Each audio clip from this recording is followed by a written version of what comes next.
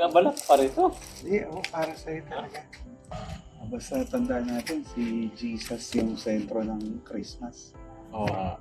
Share ko lang, Kuya Lope, sa mundo, dami nating problema.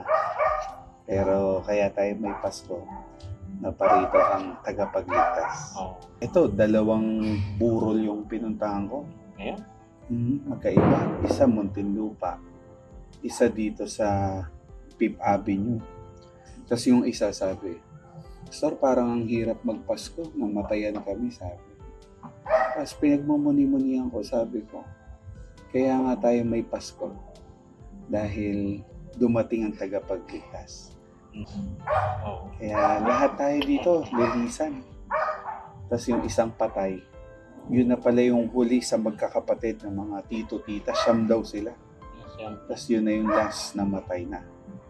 So na-realize ko yung henerasyon nawawala eh. Lahat tayo mawawala, mapapalitan ng bagong henerasyon. Pero ang Diyos mananatili. Kaya share ko lang, mahal tayo ng Panginoon, ano? At dumating ang tagapagligtas. Kahit ang daming problema, tatagan pa natin. Kasama natin si Jesus. Jesus. Pray muna tayo, Kuya Lape. Tara, pray tayo. Panginoon, salamat po. Dahil minahal nyo kami kahit kami makasalanan. Salamat dahil naparito ang Panginoong Jesus para iligtas kami at kami bigyan ng buhay na walang hanggan. Tunay na kayo po ang ilaw ng sanlibutan at salamat Panginoon dahil sa iyo kami makakaasa at meron kaming pag-asa.